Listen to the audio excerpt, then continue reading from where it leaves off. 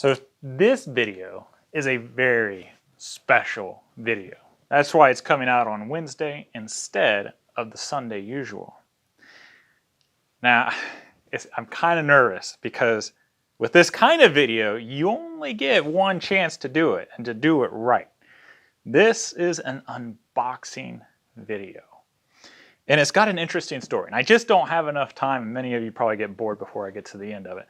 But I'll try to kind of make it short and sweet and to the point. I am collaborating with one of our country, United States, best blacksmith. And I didn't even know he existed until I contacted some of my blacksmith friends. Because I have a special project that I want to do that's coming up next fall, in place of deer camp. This past winter and fall, we did deer camp. Well, next year I'm going to do a little bit of a twist on it. And one of you viewers actually gave me the suggestion. So I don't want to spoil it, but I hope you're, put a little bug in your ear and you get excited about what's coming up next.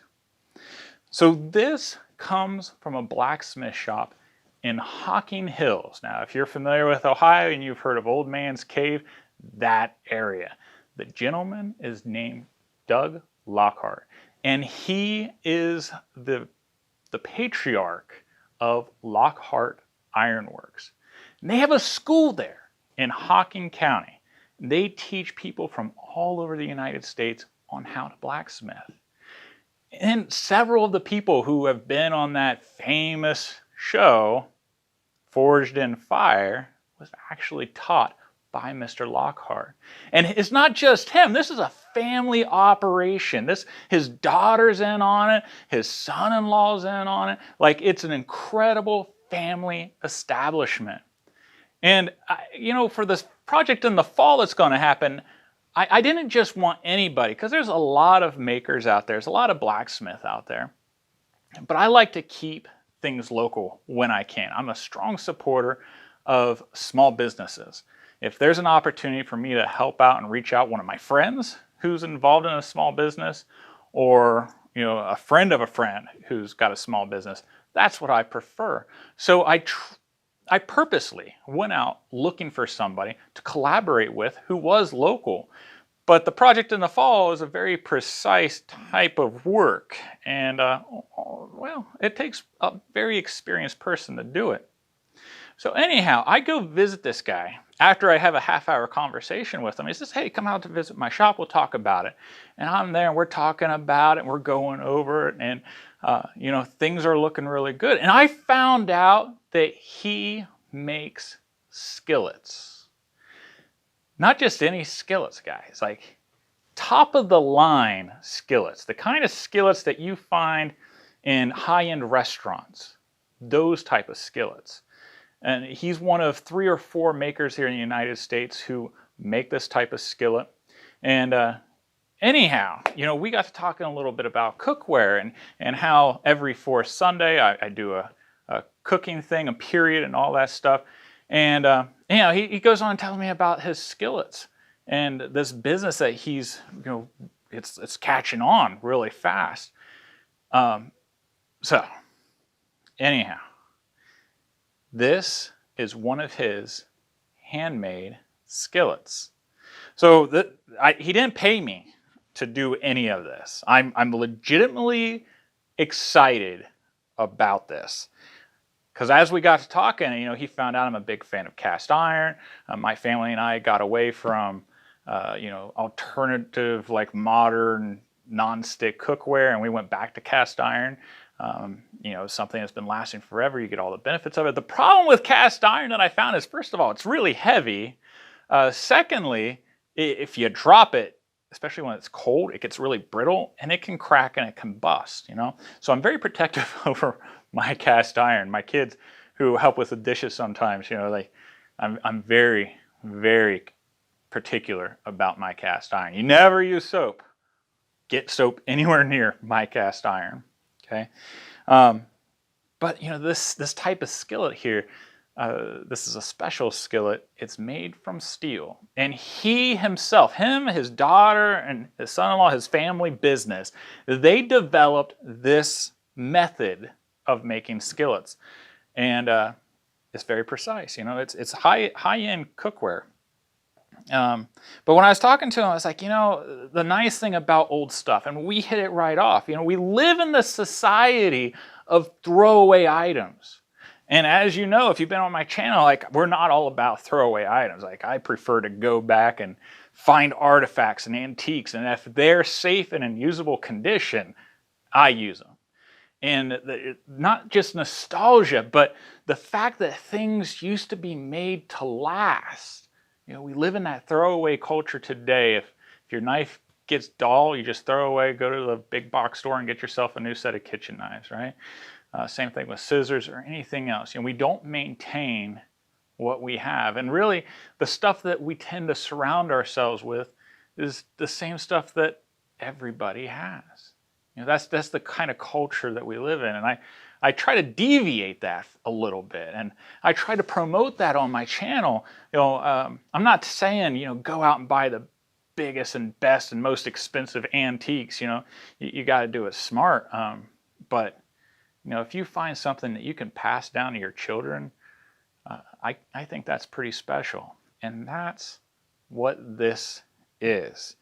Now, he's got a YouTube channel where he shows you how he makes this, okay? Check out Lockhart Ironworks, and it goes over all of this. Are you kind of curious yet? Again, I'm kind of nervous because you only get to do this once. You only get to do this once. So what I'm going to do, what I promised him, what I told him I'd do, because he very specifically told me, he says, no, I want you to use this. I want you to be honest about the reviews. I want you to use it in your kitchen and everything like that. And it's like, dude, you come to the right guy, because anything that I use, I put through the ringer. You know, I'll use out in the field. It could be 100, 150-year-old item. As long as it's not going to disintegrate, I'll take it out in the field and I'll use it. So that's what I'm going to do with this. This is going to be something that my family and I is going to use, and this is something I'm going to use outdoors, and you'll see this in my cooking demonstrations. And if you like what you see, because I don't know how well it's going to do, but if you like what you see, that's where it comes from. Lockhart Ironworks. Okay? Logan, Ohio. Logan, Ohio. And if you're interested in blacksmithing, he's got that school. People come from all over the United States for his school.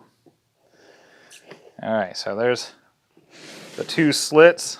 See, it's got priority mail. It's got the tape right on it. And I guess I should show you, like, look at that. Like, that's premium packaging. Lockhart Forge skillets. But man, does he have a portfolio.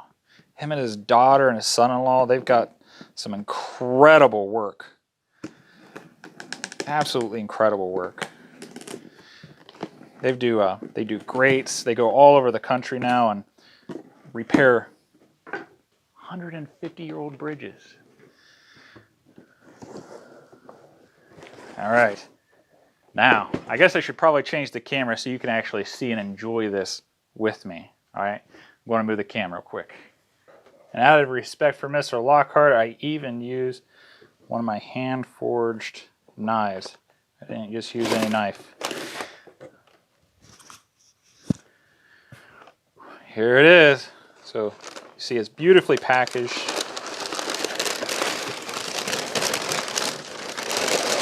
Oh, that's what you see. As soon as you open it up, you're welcome to a picture of Mr. Lockhart and his incredible family. Isn't that awesome? Isn't that just awesome? Let's see. I'm kind of looking at it upside. I guess now you're kind of looking at it upside down. But yeah, now you can see Mr. Lockhart is right here. That's the man, the myth, the legend, the master blacksmith, and he's holding the pans right there, and he's got the handle. And he's got an incredible shop, absolutely incredible shop. Okay, now here we got the instructions.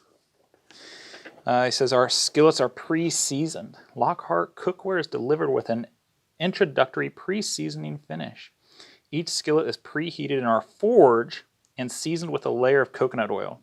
We have learned that coconut oil is able to handle high heat very well, and as an added bonus, it does not have a sticky surface.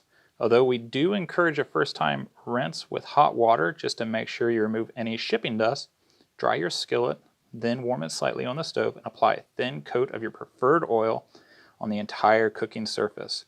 Your skillet is now ready for use. We have found that if you cook a meal that is rich in fat or oil during the first few uses, it will help you achieve that beautiful seasoning you want much faster. Your skillet's coloring will most likely change as you continue to use it, which is common at first. Ultimately, your skillet should darken towards a rich bronze black patina, which means that your skillet is well seasoned and the surface is developing a natural non-stick surface. Okay. Oh, look at that. Look at that. You've got like a little hand-forged skillet with their mark. That's the blacksmith's touch. Isn't that awesome? All right, I'm going to pull this out.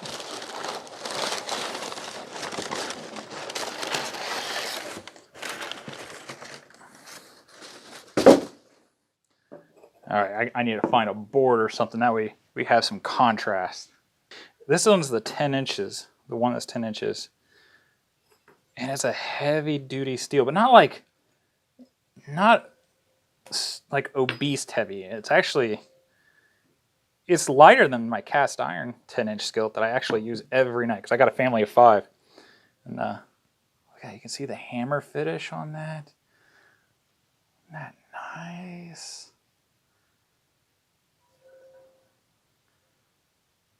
Look at that.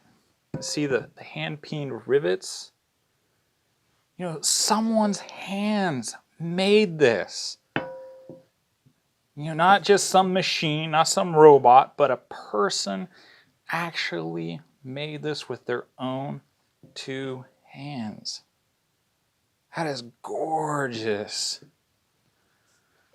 Now, isn't that just awesome? It's an incredibly nice made skillet. And you know, I've got other steel skillets. They're not as heavy as this that I use. But the problem is like, especially on a campfire, they warp. Mr. Lockhart told me that due to the type of steel, and since it's a hand forged and everything, that this will be a lot more resistant to warping. So I'm going to take it out. I'm going to take it out in the fire. You know, we're going to cook on it, not just a closed area, not just on my stove, not even just on my camp stove. We're going to cook on a fire with this thing. And we'll put it through the ringer, Mr. Lockhart. Don't worry. And every single video, you're going to see this thing in action, and I'm not going to clip it out or anything. What you see is what you get. You know, it's a beautiful piece. And you know what makes it so special to me is I don't go out and buy the nicest, most expensive things all the time. I'm very particular about what I spend my money on. And I like having things that I can pass down to my children, my grandchildren, my great-grandchildren. You've seen on my channel here, you know, all these artifacts that we use. In fact, you've seen my own grandparents and great-grandparents' cooking implements. I got that little measuring cup and the little measuring spoons. You know, those are probably the only things that I really have of my great-grandma, my great-great-grandma. And it means a lot to me that I get to use it on this channel and share it with you. I have my mom's knife that I always use when I'm doing an outdoor video. You know, that was passed down to me. So I like to have things that last, some things that I can use. And then someday, maybe my great-great-great-grandson or granddaughter will be using those things. And when they do, they'll think of me. You know, so it's not just an investment for my temporary time here on Earth, but it's an investment for those who come after me. I think this is what this will be. And it's made by a human being. Someone's hands made this, not just a machine, not just some factory. So, Mr. Lockhart, if you're watching this, I'm going to run it through the ringer. I'll give you my honest review. I'll go ahead and season it, and we'll walk through all that process and something, and I'll cook some bacon on it. Yeah, can't beat bacon. So check out Mr. Lockhart's channel. That's Lockhart Ironworks. He shows you how he makes these right on there. He doesn't hide anything. He's got a beautiful shop if you're looking to learn some blacksmithing. He's the guy to go to. People from all over the country come to him. He's an incredibly nice gentleman. He's just a great person to be around. So anyhow, I appreciate you joining me on tonight's special. Hope you guys have a wonderful rest of your week. And I'll see you guys Sunday. Kiss some of your loved ones. Take care.